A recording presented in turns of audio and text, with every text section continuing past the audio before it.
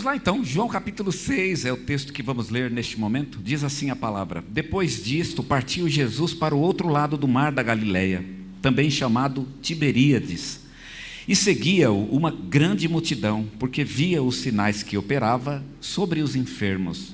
Subiu, pois, Jesus ao monte e sentou-se ali com os seus discípulos. Ora, a Páscoa, a festa dos judeus, estava próxima.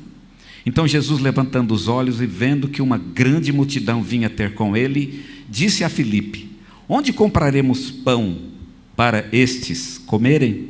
Mas dizia isso para o experimentar, porque ele bem sabia o que haveria de fazer. Respondeu-lhe Filipe: 200 denários de pão não lhes bastam para que cada um receba um pouco. Ao que lhe disse um de seus discípulos, André, irmão de Simão Pedro: Está aqui um rapaz que tem 5 pães de cevada e 2 peixinhos, mas o que é isto para tantos? Disse Jesus: Fazei reclinar-se o povo. Ora, naquele lugar havia muita relva. Reclinaram-se ali, pois os homens em número de quase 5.000.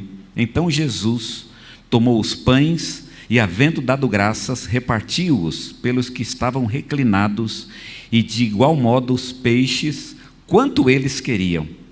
E quando estavam saciados, disse aos seus discípulos: Recolhei os pedaços que sobejaram, para que nada se perca.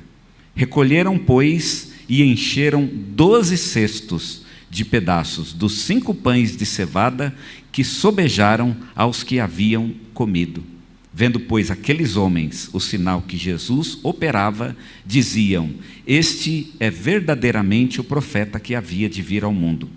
Percebendo, pois, Jesus que estavam prestes a vir e forçá-lo para o fazerem rei, tornou a retirar-se para o monte, ele sozinho. Amém?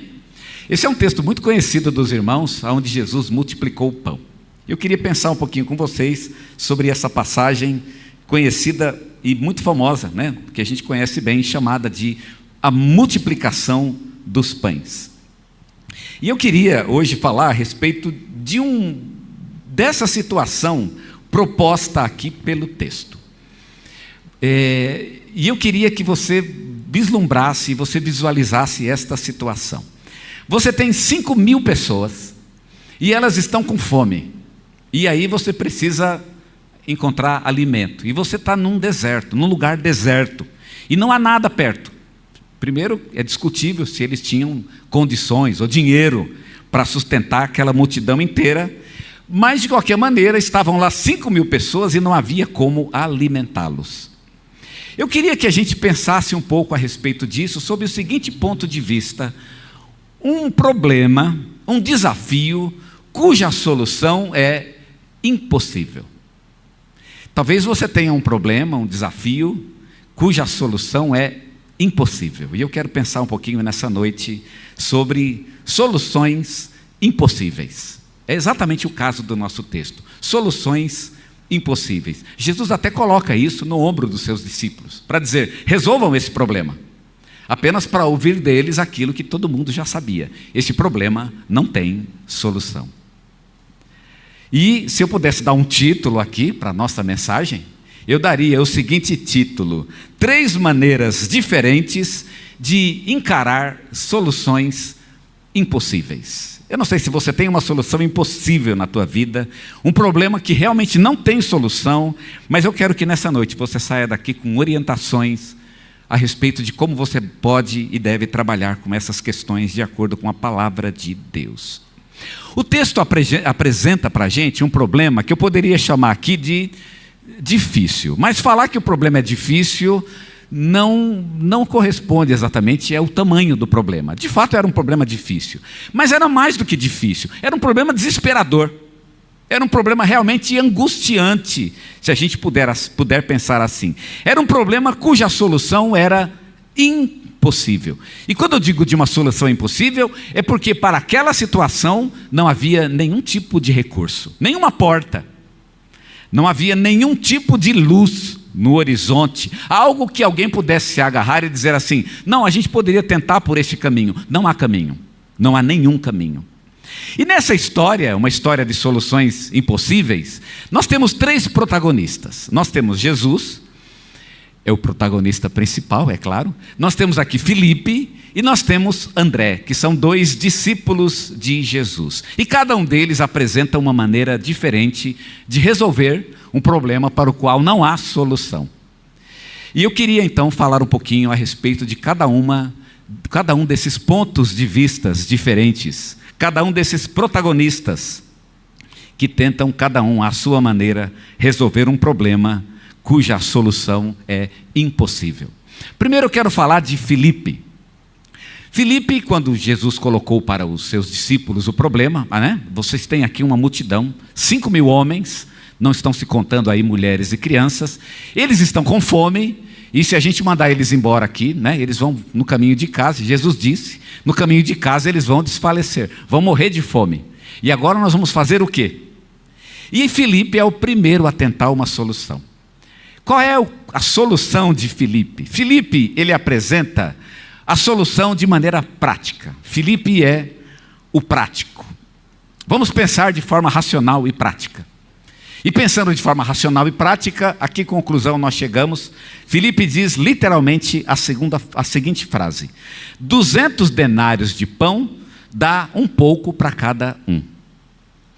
Eu acho engraçada essa frase de Filipe, e foi exatamente isso que ele disse. 200 denários de pão, 200 denários significa 200 dias de trabalho. Se nós trabalhássemos 200 dias, nós poderíamos dar um pouco para cada um. Não vou dizer que vai matar a fome, mas dá pelo menos para chegar na cidade, ir lá na cidade comprar alguma coisa, e aí sim se alimentar de verdade. É o mínimo que podemos fazer. Filipe, ele foi pela solução mínima. Geralmente o prático, ele sempre vai tentar a solução pelo mínimo possível, não é isso? Ele sempre vai tentar, na pior das hipóteses, vamos trabalhar com a pior hipótese, e quem sabe então a gente pode pelo menos encontrar, na pior das hipóteses, a pior das soluções. O que Filipe está dizendo exatamente? Primeira coisa que Filipe está dizendo: gente, vamos encarar aqui o desafio. E vamos olhar para o problema de forma real. Primeiro, nós somos pobres. E de fato, Jesus era pobre, ele era rico, mas ele era rico diferente da maneira como a gente tem o conceito de rico. Quando Paulo escreve aos Coríntios, ele usa uma frase para se referir a Jesus, dizendo que ele, sendo pobre, enriqueceu a muitos. Jesus, portanto, tinha um tipo diferente de riqueza, não era a riqueza do dinheiro. Então Filipe está sendo muito prático quando ele diz isso. Vamos encarar aqui o nosso problema. Nós somos pobres. Por sermos pobres, a gente precisa jogar baixo. Tem que jogar baixo porque essa é a nossa condição. Qual é a quantia mínima que nós deveríamos ter? Qual é a porção mínima para cada um? Filipe aqui, ele está tentando ser prático e tentando dizer em outras palavras o seguinte: vamos fazer a conta e vamos ver qual é a necessidade real e vamos trabalhar com um mínimo, já que não podemos, não podemos nem pensar nisso. Filipe tenta o mínimo, eu acho engraçado Filipe fazer isso, mas é interessante que eles não tinham, Nós teríamos que ter 200 denários aqui para poder dar pelo menos um pouquinho para cada um. É claro que eles não têm 200 denários, mas eu acho bacana Filipe dar um relatório aqui, bem definido, de qual seria o mínimo, a solução mínima para eles. O que ele tenta dizer para Jesus ou pelo menos o que ele está tentando fazer dizer para Jesus em que modelo, em que tipo de parâmetro Jesus deveria trabalhar. Eu não sei o que o Senhor vai fazer, mas eu vou dar para o Senhor um parâmetro. Se o Senhor vai fazer alguma coisa, nós precisamos de 200 denários. Que bacana. Ainda bem que Jesus não foi atrás de Filipe, Eu fico até feliz que essa história, porque senão a gente teria tido o milagre dos 200 denários. Jesus tinha feito aparecer 200 denários. Mas 200 denários é só para dar um pouco para cada um, não é para matar a fome de ninguém, tá certo? É o mínimo que se precisa. O que Filipe está tentando, de maneira prática e racional, é dizer, no mínimo, o que é que Jesus precisa fazer. Se o Senhor for fazer alguma coisa, então está aí, no mínimo tem que ser isso. Bastante prático o nosso irmão Filipe. Eu queria apresentar a solução de André. André é o segundo protagonista, e André vem com uma solução diferente. A solução de Filipe, ela embora seja muito racional, mas ela é racional só para dizer que realmente não tem jeito. Eu estou mostrando aqui no relatório, porque sabe como é a história do relatório, né? O relatório é só para dizer que não dá para fazer mesmo, tá certo? Eu creio que o nosso prefeito deve ter ouvido muito isso, né? De que o relatório só está lá para dizer que realmente não dá certo. Então, aqui esse é o relatório. O relatório é só para dizer que não dá, não tem jeito. E André? André é o segundo protagonista dessa história, e André, então, ele não é prático, nem um pouco prático, ele simplesmente determina que não existe solução. Filipe ainda dá uma solução, né? Ele ainda tem um relatório. André é do tipo que não tem relatório, eu não vou perder tempo fazendo relatório, porque não tem jeito, vou fazer relatório para quê? Vou ficar perdendo tempo para quê? Não tem jeito, não tem o que fazer. Né? Não há o que fazer. André aqui é o mais sentimental, se a gente pode pensar assim, e ele simplesmente determina que não há nada o que fazer, e qualquer preocupação, qualquer tentativa de solução é pura perda de tempo. Eu imagino que o André, ele deve ter pesquisado aqui alguns recursos, e André faz uma coisa muito interessante. Ele chega a Jesus com um rapaz. Ele fala, tem aqui um menino que tem 5 pães.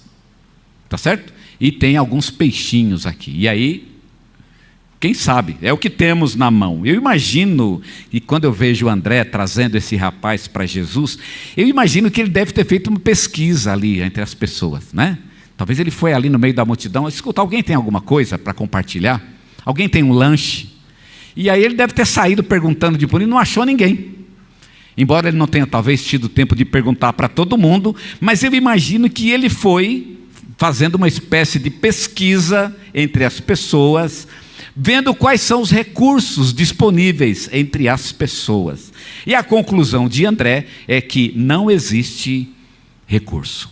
Ele chega com alguns pães, e eu acho interessante ele colocar aqueles poucos pães e aqueles peixes diante de Jesus, simplesmente para dizer, Senhor, é isso o que nós temos. André coloca os pães e peixes, de certa maneira, no rosto de Jesus, para mostrar para Jesus que não há nada a ser feito. Não há nada a ser feito. O ponto de vista de André e de Filipe é só para a gente ver que realmente não há o que fazer. É uma coisa que a gente simplesmente deve se render e aceitar, porque não há nada a ser feito. Mas eu queria falar um pouquinho também sobre o ponto de vista de Jesus, e como Jesus encara e como Jesus resolve este problema. Jesus, ele apresenta a solução. O problema não tem solução, mas curiosamente Jesus vem agora com a solução para o problema. E qual é a solução de Jesus? O primeiro aspecto da solução de Jesus é mandar o povo se assentar. Foi a primeira coisa que Jesus disse. Eu acho que eles colocaram essas ideias para Jesus e ficaram esperando para ver qual é a reação de Jesus. Ou ele vai fazer o milagre dos 200 denários, ou ele vai sentar e vai chorar, porque realmente não tem o que fazer. Jesus, ele diz, vamos fazer nem uma coisa nem outra. Manda o povo assentar. E eu fico me perguntando, por que assentar? Porque tudo começa primeiramente com a calma, né? Primeira coisa que Jesus diz, calma, vamos ficar calmos, vamos assentar. Não adianta sair correndo desesperado. Não adianta ir atrás, né, daquilo que você acha que pode resolver, correr desesperado atrás de soluções que você acredita. Não, senta primeiramente. Vamos sentar. E sentar significa, primeiramente, buscar a calma interior. Vamos nos acalmar. Se você fica no desespero, se você fica, né, naquela gana de procurar soluções, você não vai chegar a lugar nenhum. E a primeira proposta de Jesus é essa: acalma o teu coração. Manda que o povo se assente. Segunda parte da solução de Jesus é que ele toma então os recursos disponíveis. O que nós temos na mão? Não dá, mas traz aqui para a gente ver. O que eu tenho na mão? O que eu posso fazer? O que eu tenho? E aqui então, o que tem? Nós temos alguns pães e temos alguns peixes. E aí Jesus então diz o texto, ele toma isso, ele pega na mão e diz o texto, ele dá graças. Olha que bacana, eu acho legal Jesus dar graças. Gente, ele deu graças. Ah, mas isso não é nada. Não é nada, mas como não é nada? Está aqui na minha mão, né? Está fazendo um peso aqui na minha mão, não é possível, né? A física fala que se uma coisa tem existência, então significa que ela ocupa lugar no espaço, que ela tem massa aqui na minha mão, tem alguma coisa. E se tem alguma coisa, eu posso dar graças por isso. O que eu tenho na minha mão? Essa é a segunda proposta de Jesus. Depois de acalmar o coração, Jesus toma os recursos disponíveis e dá graças a Deus por eles. E mais, ele coloca isso nas mãos de Deus. Ele coloca nas mãos de Deus. Deus, aqui está nas tuas mãos, Senhor. Obrigado. Obrigado por isso que o Senhor nos deu. Eu achava que não tinha nada, mas o Senhor já nos deu isso. Fez lembrar de uma situação muito parecida com essa, quando Elias, ele orava por chuva, lembra disso?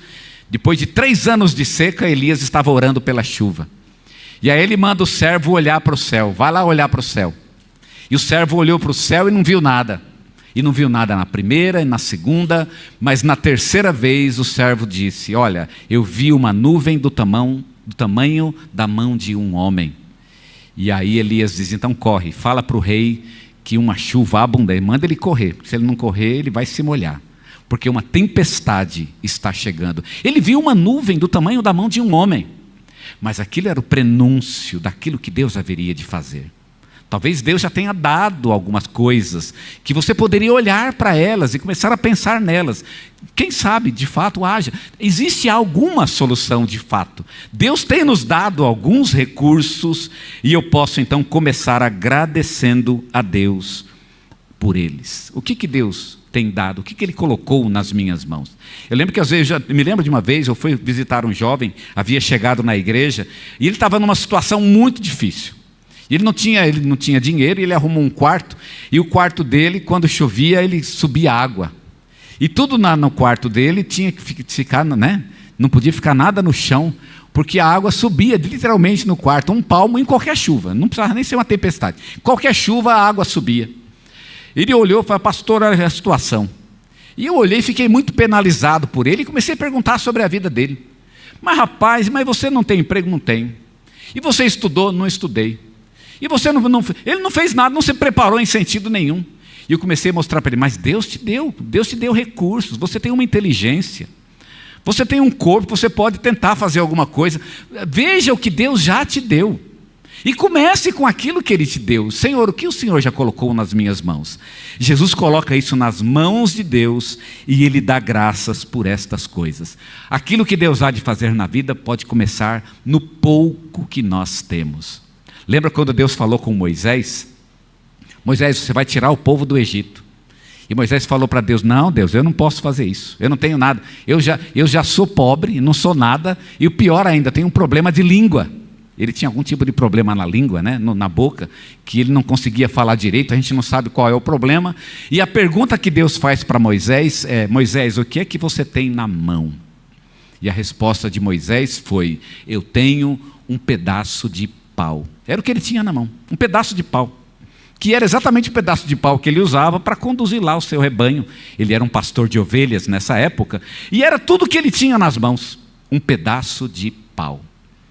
E quando ele diz para Deus: eu tenho só um pedaço de pau, então Deus responde para ele: então já podemos começar a conversar. Vamos conversar. Um pedaço de pau já é um começo de conversa para Deus. Talvez você tenha...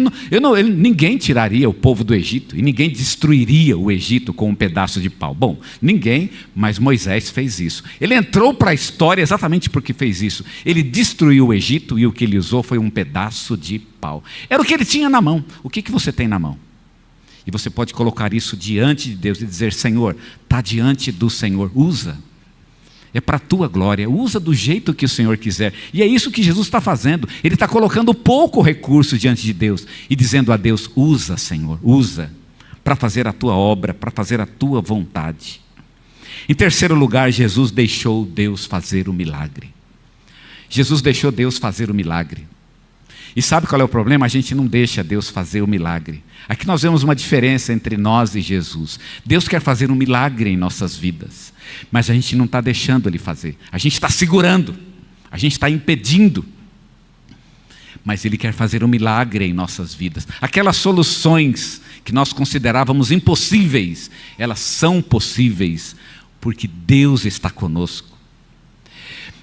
Quer ver uma solução mais difícil, ou um milagre mais impossível do que a conversão de um coração? De acordo com a palavra de Deus, não há milagre mais impossível na vida de uma pessoa do que a conversão de um coração. É impossível que uma pessoa se coloque nas mãos de Deus e que converta o seu coração a Deus e que o ame de todo o coração. Gente, Deus fez isso, Ele fez isso na minha vida. Eu não acredito que eu amo a Deus hoje.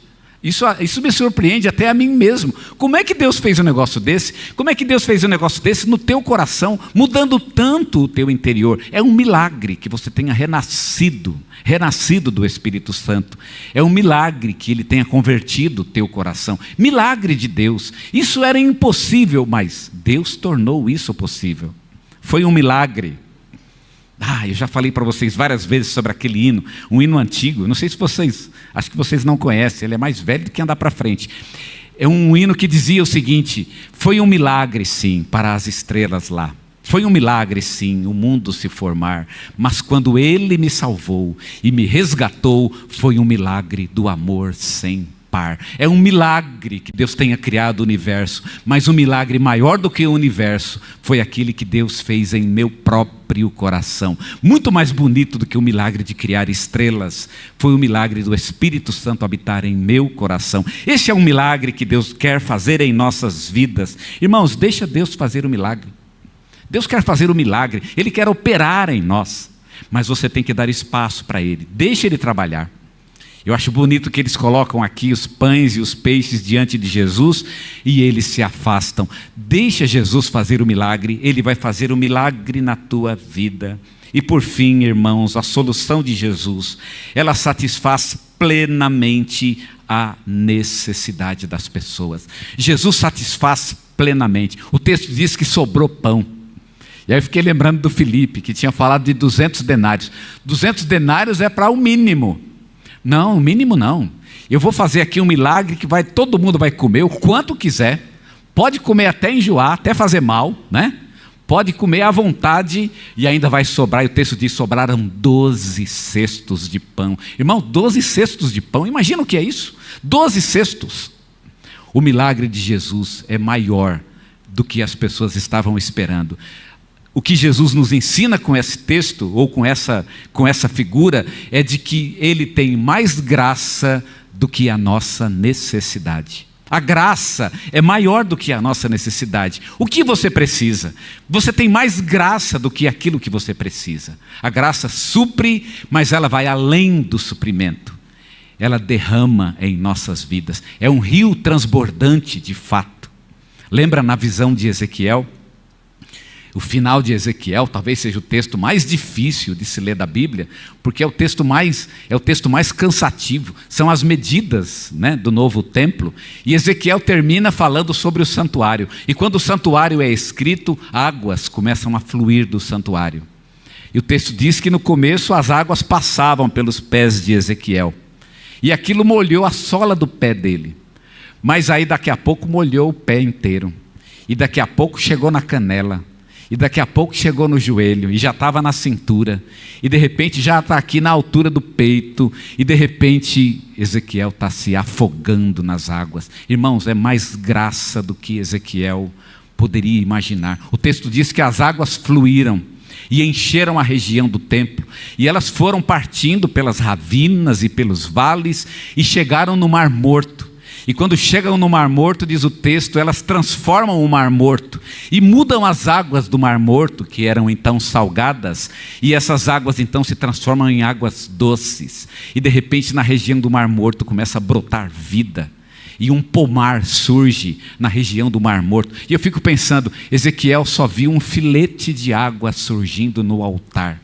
Um filete de água virou todo um projeto de paisagismo que utilizou a região mais inóspita da terra, o Mar Morto. Aliás, o lugar mais profundo da terra, o Mar Morto. E de repente aquilo se transforma em um pomar.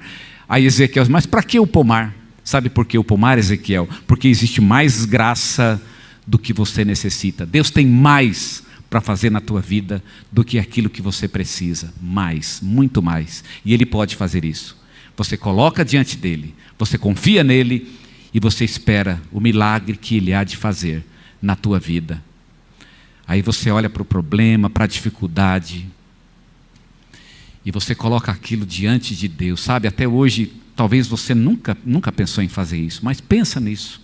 Você coloca diante de Deus, e você confia nele, e você caminha com ele, e andando com Deus, no relacionamento com ele, numa vida com ele, você vai ver Deus agir na tua vida, e operar na tua vida um milagre que só ele pode fazer.